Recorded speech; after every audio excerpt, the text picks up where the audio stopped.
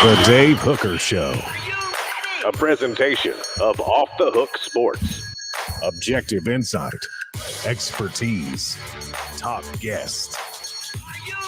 Available on YouTube, Apple, Spotify, and the Off the Hook Sports app. Download now for free. Also available on offthehooksports.com. I compute and obey. Now to Dave Hooker.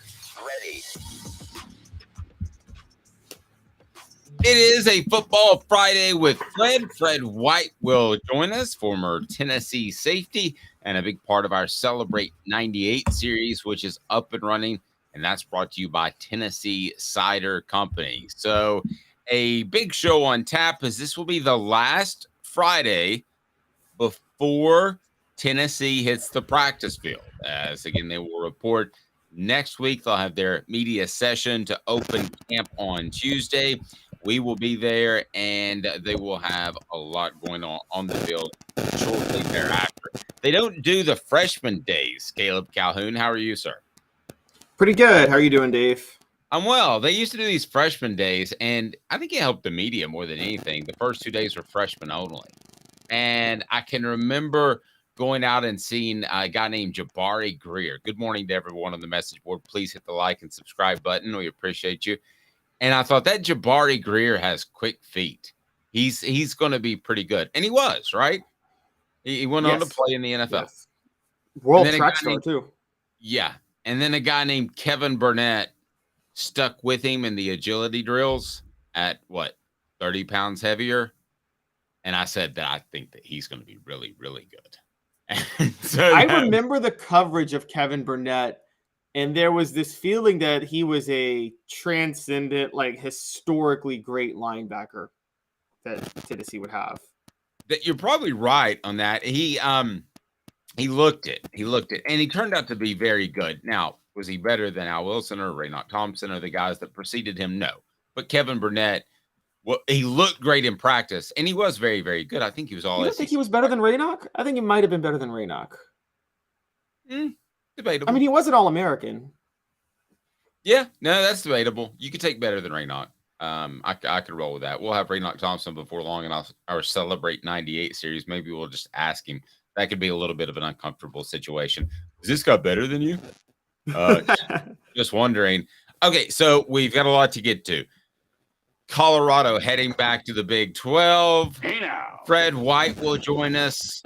Hey now. The 5 most important states outside of Tennessee that contribute to the Vols roster. Great recruiting piece there. Hey now. And the 10 greatest single seasons by a Vols wide receiver. So let's start with what made the rounds yesterday. And it's Jeremy Pruitt hired as a PE teacher in high school. And it's after he gets the 1-year permanent ban, the 6-year show cause. It is today's lead story, and it's brought to you by Zen Sports. And Zen Sports is changing the game. Excuse me, Zen Sports, the new sportsbook in Tennessee, revolutionizing the way you earn sports betting rewards. That means no more deposit bonuses that turn into deposit nightmares on Zen Sports. What you see is what you get with their cash rewards program. You get a lot of cash. A welcome bonus. You can get an unlimited 5% cash back on your betting volume for the first 15 days. Or when you sign up with the promo code HOOKED, unlimited 5% cash back. Keep betting, keep earning with up to 3% cash back on your betting volume every month after that. And refer friends to earn a percentage of their betting volume as cash rewards too. Zen Sports bringing the cash back to Tennessee. So if you bet big on sports, you want to be betting on Zen Sports. Zen Sports betting just got better. Finish this sentence. Jeremy Pruitt becoming a PE coach, high school teacher, which I'm sure he's going to coach on the football team. Jeremy Pruitt being a PE teacher is blank. Admirable. I'll say admirable. Okay, why admirable?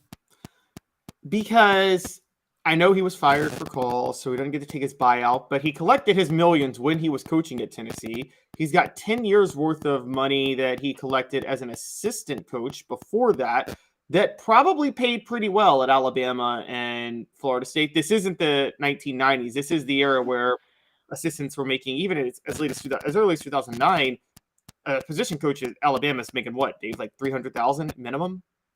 Yes, and you bring up a good point because back in the 90s, these guys were making 60 and 60, 70 assistant coaches, and if Johnny Majors had up and gotten fired and lost a lot of those guys, they would have been moving towns, not with a huge bank account. So yes, if these guys have invested correctly, they should be okay. So we don't feel sorry for him financially. Right, exactly. It's not like he needs this. I think he's doing it because I think I will say this much with Jeremy Pruitt. Cheats in recruiting, may not be the brightest guy ever, but I think there is, his dad's a coach. I think he genuinely likes developing football players. I think that's just something he likes to do. And I mean, he could easily be somebody that still, sold his house in Knoxville, invest his money and just sit on his cash and just, go on TV or go on podcasts or say something. But he's like, no, I think all he knows how to do is coach and develop players. And I give him credit for it. I mean, it's one of those where he doesn't have to do this. And he knows he's going to get a lot of jokes for doing it, but he's still willing to do it. We're assuming he has invested correctly. So let's that's actually a question too. That's a good point. Okay, so we're it's when you got it, sometimes it's easier to spend it. So I don't know that. Let's assume he's investing correctly. What is your word on the message board? My word is apropos. It's just appropriate. It is what it is because of how bad he cheated. This is not a situation in which anybody's possibly going to hire him. I think 6 years, and that takes him into almost his mid-50s, is a long, long time. If I had to pick a second word, it would be a little pitiful. I feel a little bit bad for the man at this point in his career, even though we can argue very strongly, and I could, that he deserves it, that he could have gotten Tennessee in a lot worse situation than he already did, and it was pretty bad, and he was bad at cheating. So I could go appropriate, but I can also empathize, Caleb. It's a little bit sad. I think it also tells you his strengths, which are very clear, and they're very clear on this Tennessee football team. You look at the Jeremy Pruitt guys that have contributed last year and this year, he was a pretty good evaluator of talent. He didn't miss out on a lot of guys. I'm not saying he's a good coach overall. I'm not saying Tennessee would be better off with him. But Caleb, when you look at some of the guys that he recruited, Cooper Mays would be one. They've got that dog in them for the most part. Jeremy Banks, maybe too much, but they do have that dog in them. They've got that fight. And I think one day, 6 years from now, what would that be? 2027, 28? 29, actually, sorry, 29. 29, yes, as Caleb and I are mastering math today. I got it 7. I think he'll be a great recruiter again because I think he has a keen eye for talent. I've said this before, Caleb. You and I can determine 1 stars and 5 stars if we go out to a skills position camp tomorrow. It's the 3 to the 4s that are more difficult, and I think Jeremy Pruitt's very good at that. It's weird to see him have a skill that he's not going to be able to use with that show cause. So I can feel a little bit sorry for him if I'm sounding big-hearted. I apologize. Question: would you take him in the NFL as a scout? Well, the NFL didn't. So I would say this. I don't think he's as good of a pass rushing technician as maybe he's been called in the past. And the NFL didn't take him. I think evaluating college to pro is way different than high school to college, don't you? Oh, absolutely. Absolutely. I think that's they're leaps and bounds. And I mean, but I would say, would you say it's a little easier to evaluate college to pro just because high school is, I mean, you don't even, do you even take stats into account when you're evaluating high school talent, or do you just throw stats completely out the window? Stats mostly out the window unless they happen to be in like one of those Atlanta area, very strong high school regions. Maybe you factor that in a little bit, but how's Jeremy Pruitt going to coach a defensive end that's making $10 million, $12 million, $14 million a year, and they know his background?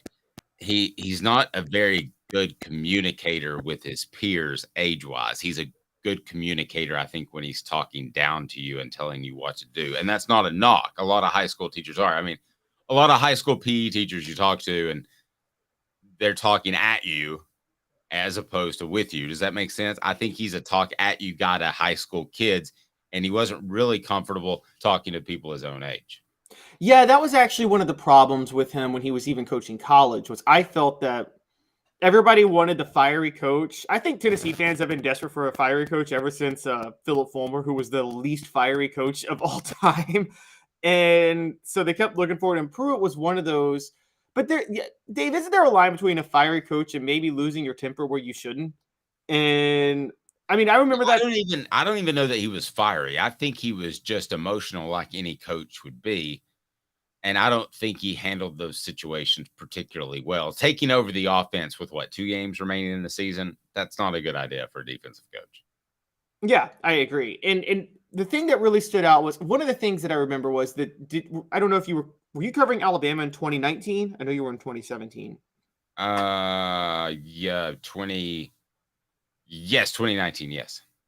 That was the year where Alabama hosted Tennessee, and Jared Garantano did that quarterback sneak that he fumbled the ball and was returned the other way for a touchdown. And he wasn't supposed to do a sneak. He was supposed to hand it off. And yes, Jeremy Pruitt had every right to be upset with Garantano, but he lashed out at him on the cameras, and he grabbed his face mask at one point when he was walking to the bench. And I'm like, yep. You don't do that. You know what I mean? I don't know how you feel. You don't grab a player's face mask when you're angry at them like that. You talk to them, you yell at them, you bench them, but I don't know how you feel about that. I think you don't make physical contact with players. I agree with that. Now, there's some old school guys a little bit older than me that would argue to the hilt against you in that. And they would say, no, there's nothing wrong with that. I agree with that. And I think you can say you're playing like a jackwagon, not you are a jackwagon.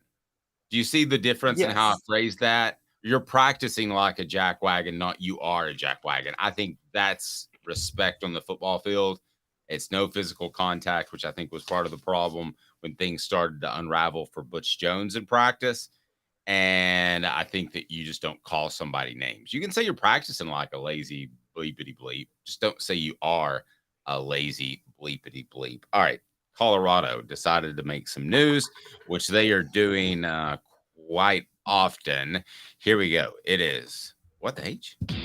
What the? What was he thinking? Release the hounds. The Dave Hooker Show. Keep cool. A presentation of offthehooksports.com. It's going to be the Pac-5 before long. If they're not careful, Colorado leaves the Pac-12, which does that leave them with 11 teams now? No, it leaves the Pac-12 with 9. 9. Okay. USC and UCLA are gone. Oh, that's right. Okay, so there were 9. I forgot to count them. Do we even have a Pac-12 any longer before we get into Colorado's move specifically? No, because, Dave, let's be honest. Oregon and Washington are going to do whatever they possibly can to get out of the Pac-12 right now. They'll take less money to go to the Big Ten than to stay in the Pac-12. I agree. So we would be at Pac-7. 7. Would they take the Fresno States of the world? But they're not Power 5 at that point. The only thing that would keep them afloat would be because, look, Arizona and Arizona State, one of those schools, those two are going to the Big 12. They're gone. They are gone. It's very clear the Big 12 wants to corner the 4 corners for 4 quarters states. So those two are gone. Utah's probably gone. I think Arizona State, and Utah are all headed to the Big 12 very soon. So I don't think we're going to have a Pac-12 at all. And it's funny, from the other end, the teams that are really in trouble are Oregon State, Washington State. They got nowhere to go. One of the Arizona schools is in trouble because only one is going to be picked out by the Big 12. And I think Stanford and Cal are in trouble. Everybody thinks because they're good in every sport that Stanford and Cal bring some value. Dave, I don't think they bring any value to it. I think in the whole new era of realignment, do you really think Stanford or Cal brings any value at all to a conference? Maybe if you had just the right fit where you needed some academic integrity, but I'll look at the conferences now, and the SEC has its Vanderbilt, and the SEC is predicated more on football. I know they're student athletes, but yeah, they're athletes. And the Big Ten feels like they're academically superior anyway. So I don't know why you would pick Stanford up. But with the Big Ten or SEC or Big 12, I guess we're assuming the Big 12 would pick up any of those schools you just mentioned, right? I think the Big 12 would pick up Utah and one of the Arizona schools. I don't think they pick up Stanford or Cal. And I don't think Oregon and Washington want to go to the Big 12. I think Oregon and Washington want to get into the Big 10 and will do whatever they possibly can to get into the Big 10.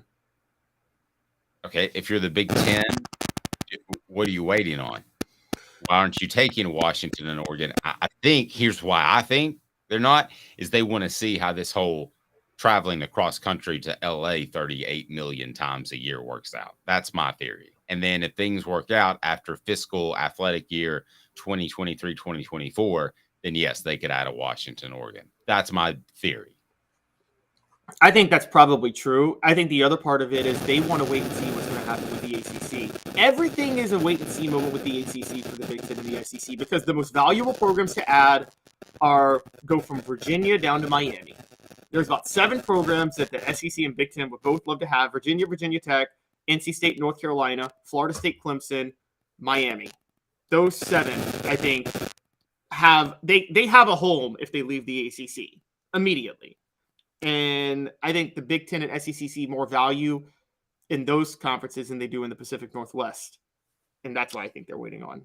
All right. Please click that like button if you haven't subscribed at this point. We'd greatly appreciate that. And also turn your notifications on, as we will have the Vol Report with Cooper Mays and the Vol Report with Jacob Warren coming up later today. So that'll be good. And also the clips have been nonstop coming from Caleb Calhoun. So the YouTube channel is kicking it. So make sure you've got your notifications on, hit that like and subscribe button. Again, I know we've asked this question before, but I want to ask it one more time, especially given what's happened. And you have a Colorado that's willing to change conferences. I believe what you say with Washington and Oregon. Let me ask you this. Would you take any of those teams if you're the SEC? Out West? Yeah. No, I wouldn't. I'm not opposed to expanding outside of the SEC. I guess you would say South area. I think the SEC at this point, what they're trying to do is they're trying to add a school from every state that was either in the Confederacy or a border state. And so they're using the Civil War as the parameters of the teams that they're taking. Yes, and for the record, for people who don't know, Oklahoma was a pro-Confederate territory at the time, so they make sense. Okay, so who are you taking, Caleb, if you're the SEC and you can pick 4 teams right now? I can just pick any 4. This is easy. One nationwide? No. Florida State, Clemson, North Carolina, Virginia. I would replace Virginia with Notre Dame, but those would be my 4. Why wouldn't you go get Notre Dame? Then you're not even necessarily the SEC anymore. You're just huge. Because I think knowing the SEC's goals, they want a presence in every southern state. Virginia and North Carolina is all that's left. And so you want those 2. And I think Florida State and Clemson, if I were to cancel one of those out for Notre Dame, I'd actually throw Clemson out. I don't know how much staying power Clemson has beyond what happened this last decade in terms of a strong fan base. Okay, so based off your list that you threw me right there, Caleb, would you have Notre Dame? I think you were thinking of more southern states. Would you have Notre Dame towards the top of your list? Not over Florida State, UNC, or Virginia. I wouldn't. I think that I know I'm old school, I'm traditionalist, but I still value regional rivalries and regional connections and things like that. And I think if Notre Dame, it's like, who would be Notre Dame's rival? Kentucky? Like, who would be the team that Notre Dame, that you circle, like Notre Dame playing this team on a regional fight? By the way, they're not just in Indiana, they're in northern Indiana. Yes, Amish country. Mm-hmm. I know that because John Adams refuses to stay anywhere but a Marriott property, and you have to drive through an Amish town to get to a Marriott from South Bend to Indiana in the middle of the night. Just saying. So I think it would be weird for Notre Dame because you can't have a tough non-conference slate as they have, which would be like Southern California. Who are the teams that they traditionally play? They traditionally play Michigan, USC, Michigan State. So Boston College. What rivalry would they have that they would keep? Would they try to keep Southern California? Is that it? Or are they done? That they can't keep USC and Michigan. So one of those is done. I think you probably scrap for travel purposes. You probably scrap USC because Notre Dame's already going to have to travel a lot playing in the SEC, and at least with Michigan, you don't have to travel that much. Interesting. Will there be more dominoes that fall? But Colorado, getting back to that, Good move by them to go to the Big 12. Great move. I think the Big 12 they're the most forward-thinking of the three conferences. There's three power conferences now, Big 12, SEC, and Big 10. And the Big 12 is the most forward-thinking because they have to be, because they don't have the traditional schools that the SEC and the Big 10 do. They're thinking more along the lines of a level of creativity. And I think the Big 12 long-term is going to have staying power because of that. I think right now, what we have to say up front, Larry Scott may go down as the worst commissioner in the history of any sport, the Pac-12 commissioner. Because the Pac-12 I always thought was the most – I knew the SEC and Big Ten were fine, but I always thought the Pac-12 would naturally be stable just because it was the only power conference out west. And you really have to screw that up to cede power back to the Big 12. All right, 2 minutes of Football Friday with Freddy's Caleb Calhoun. I'm Dave Hooker. Stay tuned. Back with you in 2 minutes of Football Friday with Fred. Fred White will join us up next. He's Caleb Calhoun. I'm Dave Hooker. And Craving Wings South North Shore location, where we've heard people say that you can get the best wings in East Tennessee. Pero ¿quién es este?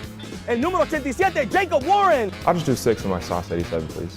Imposible, señorita. Dale 6 más. Look at these wings. Perfectas, deliciosas, fantásticas. Man, I don't know what you're saying, but it sounds awesome. How do you say fresh, never frozen in Spanish?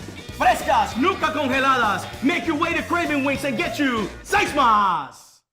But what was funny about Kate is we were a full continuum of care at that time. We had detox, we had inpatient, we had outpatient. So we were doing a lot of the things that we do now.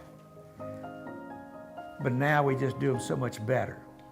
It's really a simple program, but we're complicated people. I am what I am, and now I got to do something about it.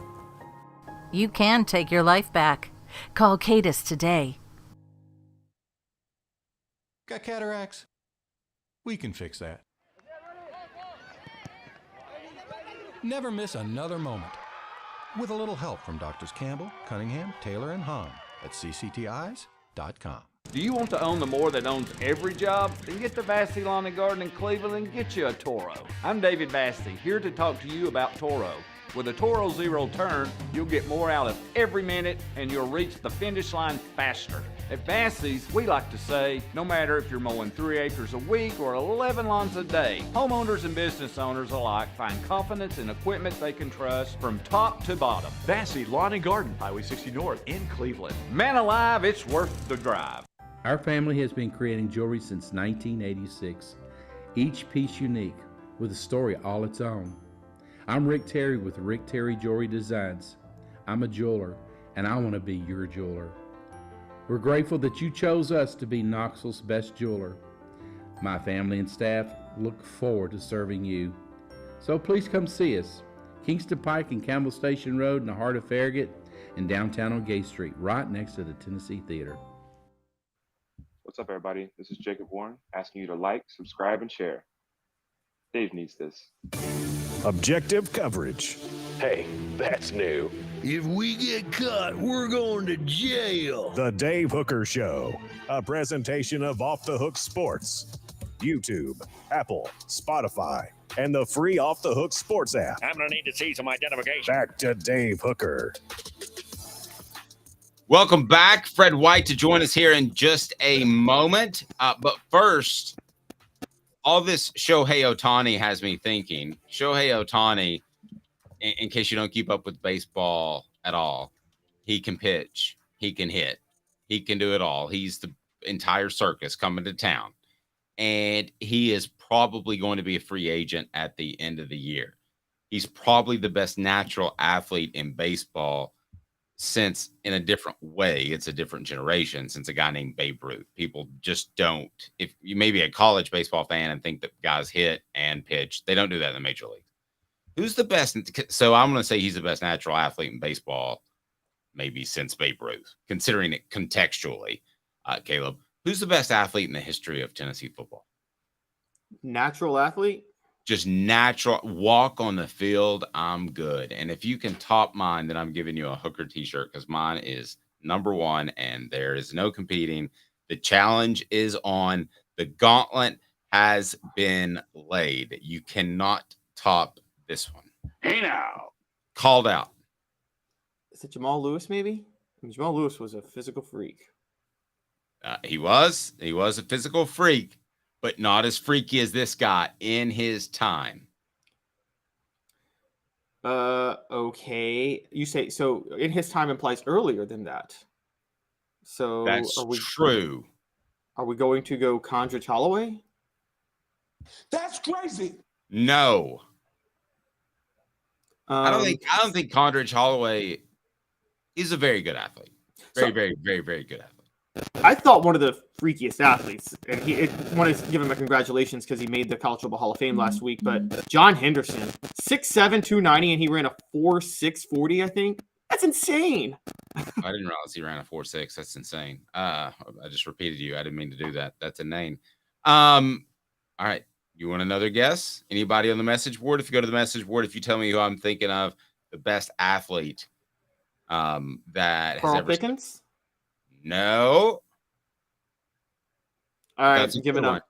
It's Doug Atkins. Oh, Doug Atkins for his time. Okay. A transcendental athlete who was 240 pounds about 20 years before defensive linemen were 240 pounds. So keep that in perspective. But literally would jump over offensive linemen, Caleb. He was an incredible natural athlete. And he was one of those, maybe a better comparison is like a Shaq. I mean, who has been able to move like Shaq before or after? Just physical freak.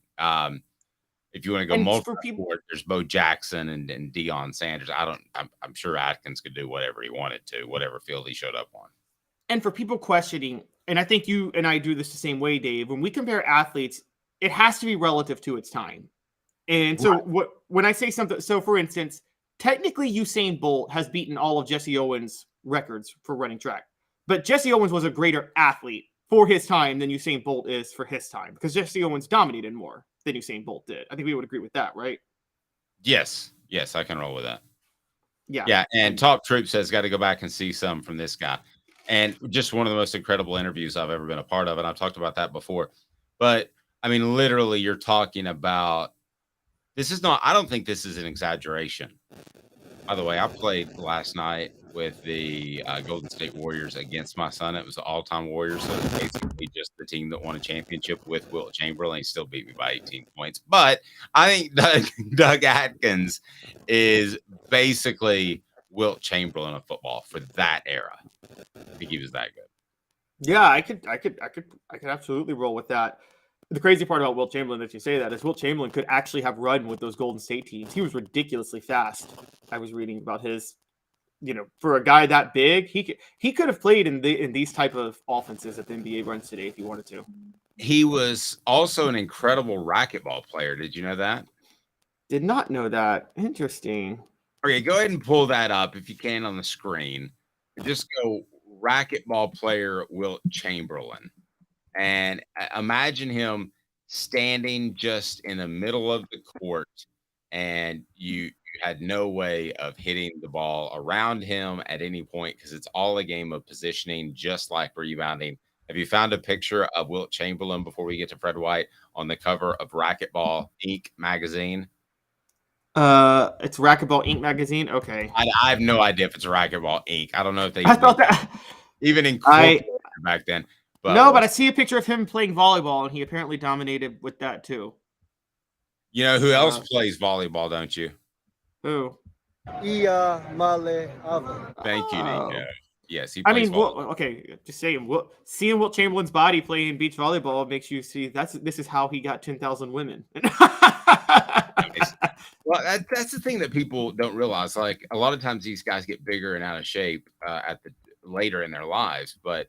There was a time where Shaquille O'Neal had a six-pack, and I know that sounds crazy, but best natural athletes to play Tennessee football as Shohei Ohtani looking for a new home, it appears, or could stay, of course, with the Angels. But who else comes to mind as far as great natural athletes on Tennessee? If you go back to, I think Condrich is a very good one. You know your Tennessee football as well as anybody. Can you go back any further than that? Well, even recent. What about Jason Witten? I mean, that was a natural athlete when you look at his size and his speed. Yeah, and still to this day, there are a lot of people that were involved with that football team that says Jason Witten would have been every bit as good of a defensive end as he would have a tight end. And I don't know if that's true or not, but that he made the switch pretty easy, and he was statistically is Tennessee's most successful tight end of all time. Is that right? I think he might be. There are probably some other ones. I'm trying to think. I know Luke Stalker had a pretty good statistical season in 2009. I'll throw one at you, not just because he's going to be on the Celebrate 98 series, but when you stand next to Deion Grant and you realize he's a true 6'5" or 6'4", and the way he moved, that's one that takes you aback. Sometimes you stand next to these guys, and I'm sure you stood next to Peyton Manning. Peyton Manning's a solid 6'5". He's not kind of 6'5". He's a solid 6'5". So that you have to consider size speed ratio. So, but another one that deserves to be in the conversation is Albert Haynesworth. Yes, he was. If Albert Haynesworth, and he would admit this, had a little bit more of a mature approach towards football, he already made what? Over $100 million, because he got franchise tagged twice. He got the $30 million from Washington. So he already did really well. He could have been a guy who made even more, 150, 175 million. He's probably just right at over 100 million. Portions of the program brought to you by Craft Treats. Think of some more for me. These guys don't need Craft Treats because they're doing just fine. Go to crafttreats.com. Use the promo code Off the Hook. The promo code Off the Hook and get 20% off. That promo code will get you 20% off the chill pills, which are awesome if your pet is suffering from digestive issues, arthritic issues, or perhaps even just anxiety. Crafttreats.com. Use the promo code Off the Hook. So who else is on that list? I got a Deion Grant on there for you when I think size speed ratio. I mean, go ahead. What about Leonard Little? Yeah, I would think has to be on there. I would definitely think Leonard Little would be on there. He is, he was just, even in the NFL, he was just an incredible athlete. So Fred White set to join us here momentarily. Practice will open next week. And what do you want to see if you're Josh Heupel out of the first week of practice? I mean, I want to see who's rotating where at the offensive line. I think that's a big question. That's probably one of Tennessee's biggest questions. And the cliche is to say you want to see Joe Milton, but I think we saw in the spring already what we needed to see from Joe Milton. And so I don't feel like Joe Milton I don't think that's going to change much. So I want to see who's rotating where on the offensive line. I also want to see who actually gets more reps in the slot. Is it Squirrel White or is it Dante Thornton? Because I think we know who's stepping up at wide out for Tennessee. And I want to see how he rotates the defensive backs, because I think that's a big, big question over who's going to, Warren Burrell is back. I don't think Warren Burrell played in the spring, did he? Because he was still hurt. Right. And so he's going to be back. So who's getting those reps at cornerback this year? Because everybody knows they need some help there. So that's what I really want to see. Reps at cornerback. The other thing that if I'm Josh Heupel, I want to see early in spring practice. I don't care if it's Omari Thomas or who it is, but I want to see somebody winning battles against the guys that are pretty nasty on this offensive line. I think you've got an offensive line right now that's got a mixture of some guys that are nasty and a mixture of guys that are talented and to get nastier. So I'm going to talk trenches first. One of the things, this is based off conversations I've had with some people within the program, you'd like to see Gerald Mincey just be a dog. And he's an extremely talented offensive lineman. I'm not taking anything away from Crawford, who's very tough, but I think you'd like to see him step up. And then I think you would like to see maybe an Addison Nichols take a big step up. And I think that has to do with a big time psychological move that he has to make to want to be that type of dog that wants to battle. And then I want to see somebody, whether it's an Omari Thomas or whoever it might be, Caleb, I want to see them beat Cooper Mays once or twice. I think he is an example of a talented player that has a lot of dog in him. But if a guy can beat him up front once or twice, it means he has made a major step. So I'm not rooting against Coop in any stretch of the imagination, but I'm going to go ahead and tell you that, somebody up front needs to show that they are an angry football player. And Caleb, I don't know that we've seen that out of a lot of guys on the offensive line that are going to be expected to step in and play some real snaps. And I don't think we've seen it consistently on the defensive line. You? No, we haven't. We have seen it from Cooper. I mean, I remember Cooper blocking against, I always forget his name, but the 400-pound lineman from Florida last year. You know who I'm talking about. Yeah, I can't remember his name either. And I mean, I saw some anger in that one. And I remember Hendon Hooker played with a little bit of anger, funny enough. More moxie than a lot of other guys. I remember him running, getting tackled by a Florida guy, and him getting up and, very, very measured Christian Hendon Hooker just looked like he was cussing out the guy. And so I think that I think you sometimes see it on offense. I agree. I think a lot of defense, particularly in these practices, I feel like the focus a lot of times is catching your breath because Tennessee's running so fast, and you're focused on just trying to keep your energy because, I mean, Heupel's wearing you out on defense. Leads to being better prepared at Florida. Pretty big game there. So Robert asked the question, what's the fix for poor pocket presence? I brought this up yesterday.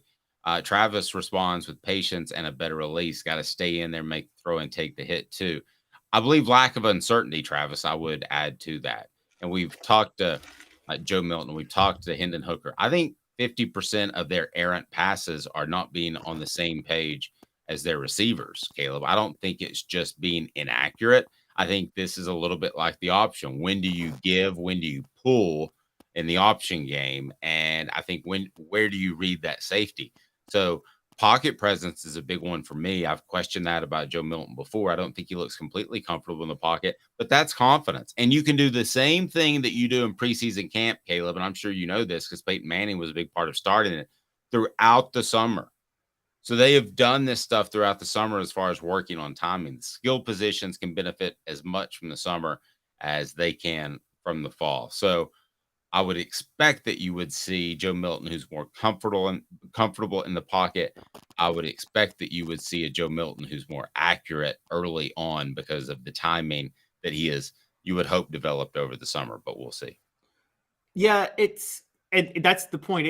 The onus on those things falls on how much work the quarterback and receivers are willing to put in when the coaches can't run practices in the off season. And that's really the tell. I will never forget Peyton Manning. And I had so much respect for him. A lot of people got upset with him when he was coming back from injury, going to Denver. And the players union had just renegotiated their new deal, and there was a limit on two-a-days that were allowed. And Peyton undercut everybody. And he's like, yeah, I was really upset that we don't have more two-a-days because I really need to get my rapport in with the receivers. And, the coaches can't run those. So I guess got to force us to run it on their own. And it was like Peyton wanted more practices because he was trying to get his rapport. And a lot of players didn't like that. He put up the pictures he printed off the signs that said mandatory practice 6 a.m. Monday through Friday. And it actually was an NCAA violation. He couldn't put that up. Peyton did that in college? Yeah. I can't believe the only reason I haven't brought that story up is I was sure that you had heard it. But yes, they had to go through and take them down because they can't be mandatory in the summer. Even though with that group, they were pretty darn mandatory. Fred White in a couple of minutes of Football Friday with Fred as I think is wrapping up a monster All-State deal. You go with Fred White, especially if you're in Georgia. Fred White All-State. A Football Friday with Fred. 2 minutes. Stay tuned. He's Caleb Calhoun. I'm Dave Hooker. To own the more that owns every job, then get to Vassy Lawn and Garden in Cleveland and get you a Toro. I'm David Vassy, here to talk to you about Toro. With a Toro Zero Turn, you'll get more out of every minute and you'll reach the finish line faster. At Vassy's, we like to say, no matter if you're mowing 3 acres a week or 11 lawns a day, homeowners and business owners alike find confidence in equipment they can trust from top to bottom. Vassy Lawn and Garden, Highway 60 North in Cleveland. Man alive, it's worth the drive. Hi, Mike Davis here with City Heating and Air, reminding you to always dare to compare. Our team provides quality local heating and air service, installation, and maintenance across East Tennessee. We use only the best equipment like American Standard heating and air conditioning for your residential, new construction, or commercial needs. Honesty, dependability, and customer satisfaction have been the cornerstones of our business since 1961. City Heat and Air. Dare to compare.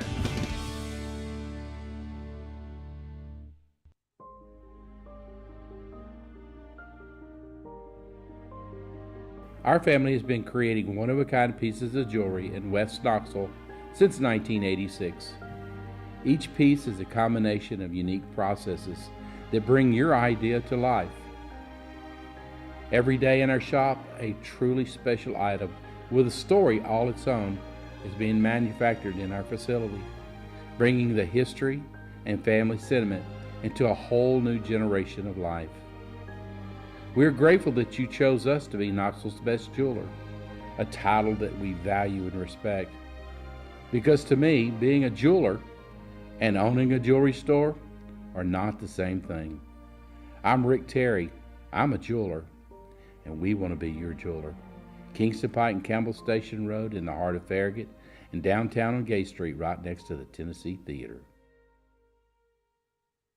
With all that sun, sand, and salt water, the beach is a very relaxing place. Unless you wear contacts. Ow!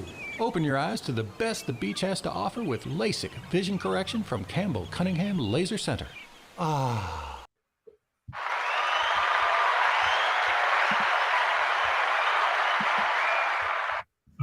Who's this guy? Hello, wizard. The Dave Hooker Show, a presentation of Off the Hook Sports, YouTube, Apple, Spotify, and the free Off the Hook Sports app. Back to Dave Hooker.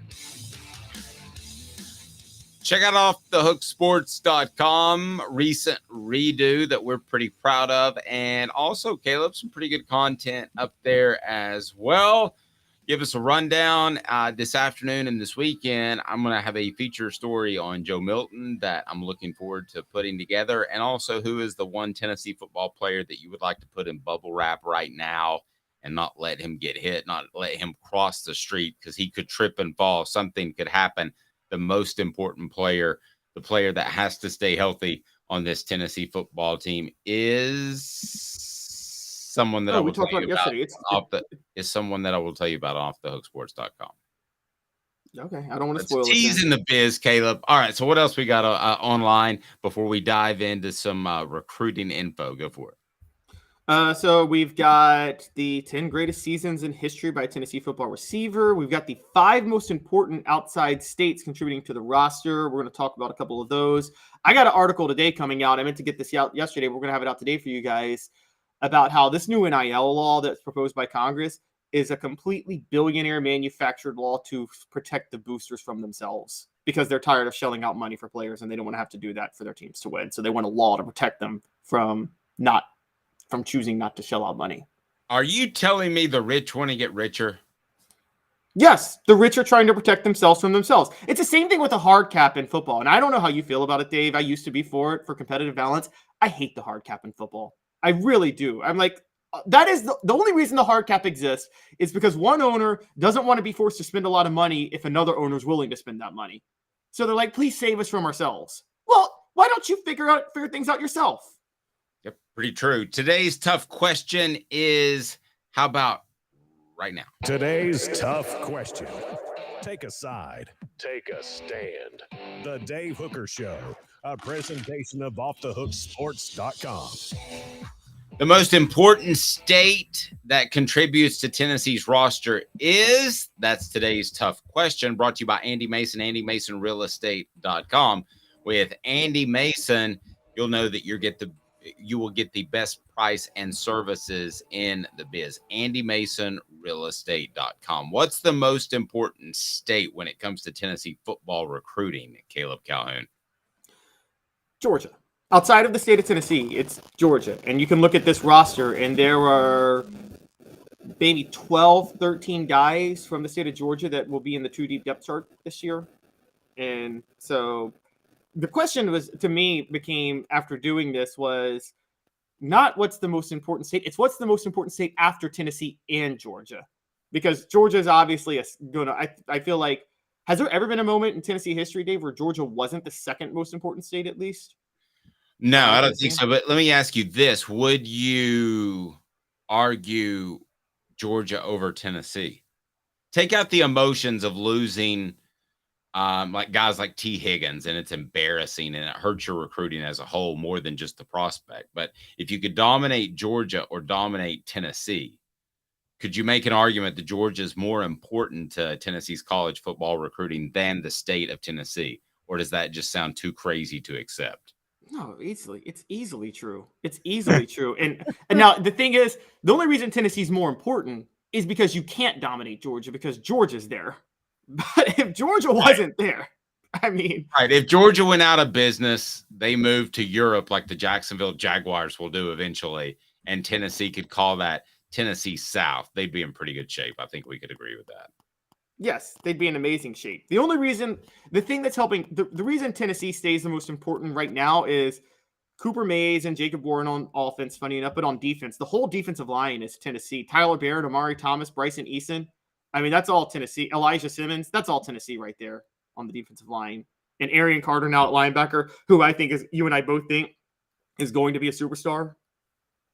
So I think that's where Tennessee still edges out Georgia. And this was even the case in in the heyday. Yes, in 98, you talk about the Magic Three, Deion Grant, Cozy Coleman, Jamal Lewis. And that's true. Fred White also from Georgia. But you still had Al Wilson. And who was from if you don't have Al Wilson, you don't have a championship. Yeah, exactly.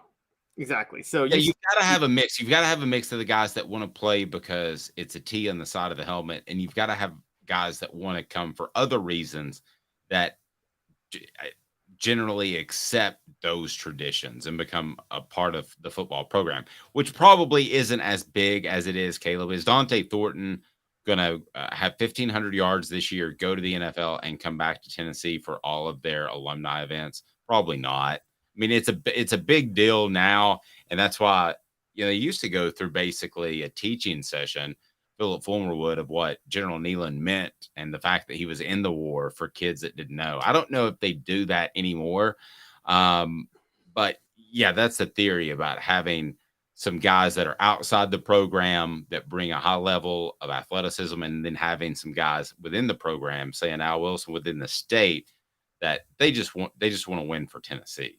They don't want to lose to Vanderbilt because it could hurt the college football playoff chances. They don't want to lose to Vanderbilt because Vanderbilt's Vanderbilt. Yes, I agree. I agree on that. Now, outside of Georgia, want to guess the most important state for Tennessee this year? Okay, so this is your list for this particular year? This particular year, yes. Okay. I would still say it's Georgia. No, I said outside of Georgia, though. Okay, outside of Georgia, I would say it's Louisiana. I wanted to put Louisiana on there because I think they have two key guys in Dylan Sampson and Jordan Matthews, but that's really all they have. So I couldn't even put Louisiana in the top 5. Okay. So who else you got? It's Florida. It's Josh Heupel's pipeline. Yeah, I could definitely see that. And Joe Milton, who played at Pahokee and Orlando, could strengthen that pipeline. Yes, he could. I mean, that's South Florida and that's mid-Florida. So he could strengthen that in a couple ways. I was doing some research on the story we're going to have about him, and he got covered extensively in Orlando. And even his transfer news got covered extensively in Orlando. So, yeah, I'm not saying he's a superstar, but he is well known in that area, and I'm sure has a pocket full of fans. And you would love to grow recruiting connections there, especially with IMG Academy just down the road. Oh, exactly. And Tennessee's got one starter. I think both tackles are going to be from Florida this year because you and I both think John Campbell is going to start at left tackle this year, right? I do. And Gerald Mincy on the right tackle. They're both from Florida too, so that's an important one. Another one, by the way, and this is a very long tradition from Tennessee, as you know, because they went out there more than anybody else. California is the third most important state for Tennessee this year because Brew McCoy is such a big deal. And along with Brew McCoy, McCullough Castles and Omar Norman Lott could both play. And there's this guy named Nico who, even though he's not the projected starter, kind of stealing a lot of headlines for Tennessee. Yeah. Mincy needs to toughen up. He in particular, he's a guy that needs, and that's coming with some insight. He needs to take that next step. Darnell Wright was not on anybody's recruiting draft board this time last year. Mincy has not quite that physical ability, but in the ballpark to be able to elevate his play to being a well-respected prospect in the NFL. But he's got to get tougher. Right now, I think Crawford's a little bit tougher And I think that's why that could be a battle. Are they going to try to play both? Remember, they played a couple of different, because of injuries, a couple of different left tackles last year in the first month of the season. And I think it partly was because of injury. I think partly because one didn't completely win the job. That might be I'm told that might be the case at right tackle this year. We'll see. Yeah, and it was actually the same two people, Mincy and Crawford, left tackle and right tackle. Mincy, just a quick story, kind of came at my old job, came at me on Twitter last year for saying that he makes too many pre-snap mistakes at one point and said he got a lot of attention. And he tried to be like, I only got one penalty, but whatever. And I'm like, look, I like honesty in athletes. I do. I like them expressing their feelings, but I got to be honest. If you're worried about what a blogger's saying on Twitter, you probably have some other issues with your focus at that point. Yeah, that's the overarching concern right there, Caleb. It's not even what he said, the fact that he cared. Yes. I didn't know that story. You hadn't shared that with me, but that's ugh.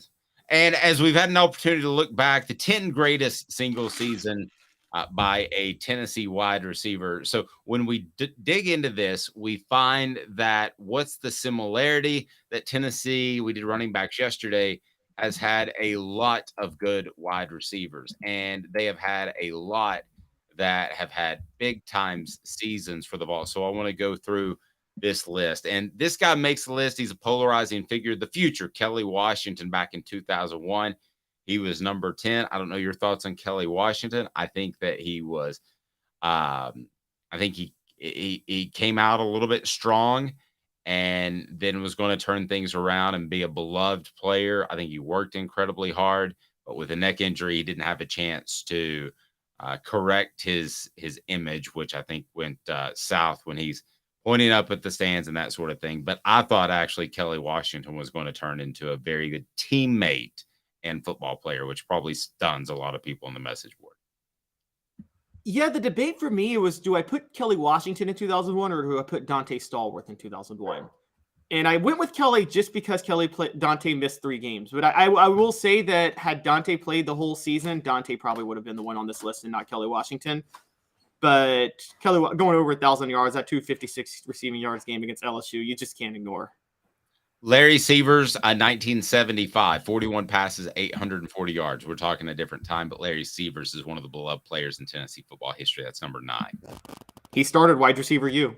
I mean, he literally started it at Tennessee. In that 75 year, 840 yards in 1975 is like 1,400 yards now. So that's, the stats aren't fully there, but I wrote this out. With the exception of Willie Gault and Carl Pickens, I feel like if you're an All-American, you automatically make this list. And the only reason I left Willie Gault and Carl Pickens off is because they kind of made it more as return specialists and receivers, not just receivers.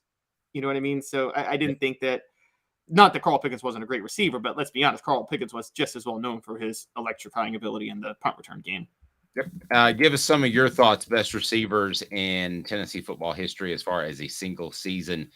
Number 8 is Tim McGee. That was in 1985. I feel like between Severs and between some of the Pickens and the Alvin Harpers of the world, that McGee kind of gets forgotten and a little bit left off. Maybe Stanley Morgan overshadows him in the 80s too. But he was incredibly good in 85. I'm interested to see what you say about Joey Kent, because McGee had 50 catches for 947 yards, 7 touchdowns in 85. Because Joey Kent in 95, you've told me before that you didn't think Joey Kent was an elite receiver and that Peyton Manning was responsible for a lot of those yards, which I would agree with. Is he getting credit because Peyton Manning was so darn good? Yes, but that happens sometimes. Mm-hmm. I mean, look, the person I have number 1 on this list, I wouldn't take him over a lot of the receivers on this list, but he still had the best season because he was in the right scheme. And I mean, production matters. Joey Kent had back-to-back 1,000-yard receiving seasons. It was because of Peyton Manning. I mean, Tennessee produced a 1,000-yard receiver in 95, 96, and 97. They had this guy playing quarterback for them in 95, 96, 97 that, just kind of had a huge role in that. But Joey Kent got 2 of those, and I think the 95 one was a bit more impressive than the 96 one. Yep. Yeah, Justin Hunter, number 6. I thought he had the physical ability that he could have run with the Alvin Harpers and those guys. I don't think there's any question. And I say that knowing that he ran with some pretty good ones, Derrick Rogers and Cordero Patterson, excuse me. But I thought Hunter was the best of the three. What did you think? I did too. And for all of Dooley's faults and had a lot of them, he actually did well coaching receivers. But as you know, that was the one area of football he knew well. He's not really a ball guy, unfortunately. He didn't know X's and O's that well, even though he hates it when you say he's not really a ball guy, by the way. He gets really mad. But like you and I both know he's not a ball guy. But receivers is one area where he actually knew, and he coached receivers well. Peerless Price in 98 didn't have 1,000 yards, but you could argue number one because of a key catch against Florida State. The way he played that entire season, he was the one player I thought that could really stretch a defense, and Tennessee was able to run the ball. You just couldn't leave Peerless out there on an island for an extended period of time and not get burned. You got Cedric Tillman, 2021, Marcus Nash, 1997, Robert Meacham, 2006. So we've got some other honorable mentions, including Jawan Jennings in 2019, Josh Malone, 2016, Lucas Taylor, 2007, Cedric Wilson, 2000, Corey Fleming, 1993. So the best season ever turned in by a Tennessee player. Name it on the message board, and you're winning a Hooker shirt, because if you don't know this, then you're absolutely insane. This is the easiest number one of any list that's ever been created. I mean, you want to give a hint? Because there's a delay before we get sometimes our post. But if you want to give a hint, you can. Not sure what hint I can give that wouldn't just straight up give it away. It's not it's so easy. It's not Jalen Marriott. How about that? It's not Jalen Marriott. Our first person that puts it up there, you know who it is. It's Jalen Hyatt. Last year, he won the Blitnikoff. That means you're a pretty darn good receiver. Rocky Top Tom says, oh, well, I mean, Hyatt had 5 darn scores against Bama in one game, but last year he would be my guess. You're absolutely right, Robert. Do you have a shirt yet, sir? Because if you don't, be sure and email me at dave@offthehooksports.com. I will take care of you. We got a text line coming up pretty soon that we're excited about.